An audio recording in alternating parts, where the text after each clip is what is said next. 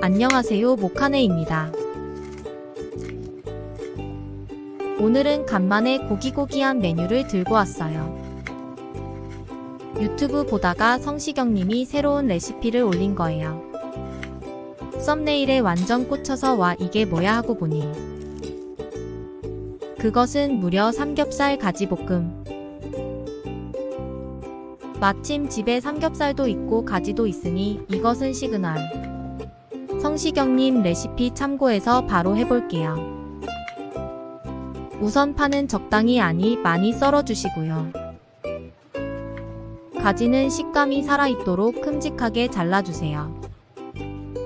가지랑 삼겹살의 양을 1:1로 하면 되겠어요. 가지는 잠시 옆에 두고 다음으로 토마토 가져올게요.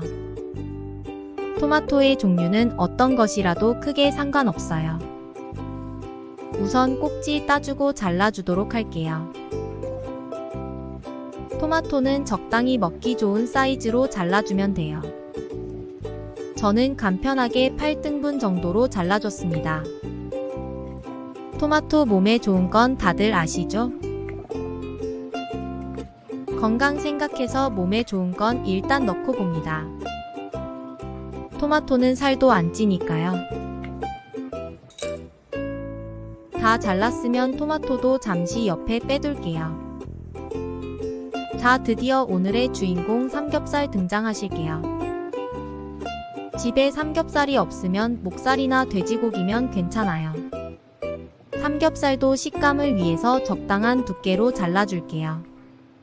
그나저나 요 미니 도끼 같이 생긴 칼 유행하는 거 같길래 저도 하나 겟했는데 은근 잘 잘리는 게 맘에 들어요. 뭔가 이상하게 더 맛있어지는 느낌이랄까요? 그런 느낌적인 느낌 다들 아시죠? 고기 다 잘랐으면 양념장도 만들어 볼게요. 우선 토마토 케첩 넣어줄 거예요. 케첩은 크게 4바퀴 정도 둘러주세요. 다음으로 재래식 된장을 1스푼 넣어줄게요. 케첩과 된장을 잘 섞어주면 양념장 완성이에요. 이제 맛있는 소리를 만들어 볼게요.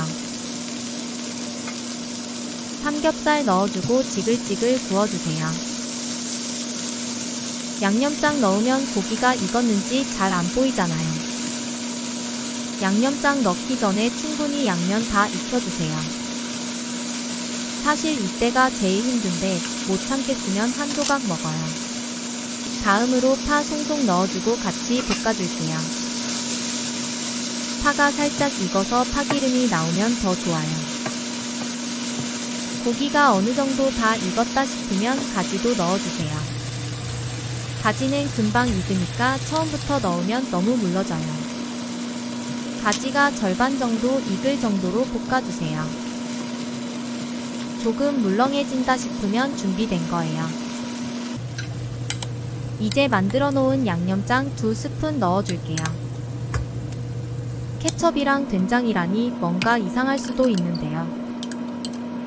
저도 성시경님 레시피 보면서 처음엔 이게 뭔가 싶었는데요. 이게 생각보다 감칠맛이 엄청나더라고요. 대신 된장은 양념이 많이 안 된 된장으로 넣어주세요. 마지막으로 토마토를 넣어주세요. 토마토 역시 식감을 위해서 마지막에 넣어줘요. 살짝 매콤한 맛을 위해서 크러쉬드 페퍼 추가.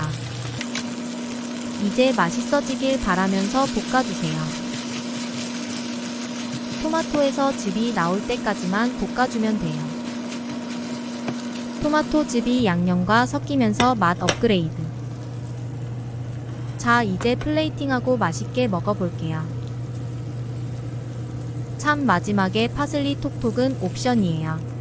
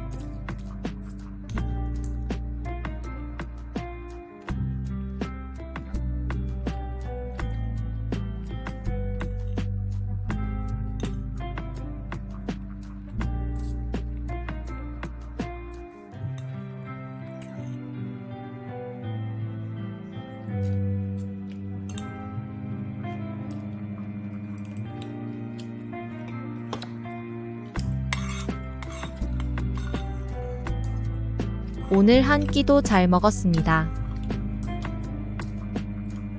다음 영상에서 만나요.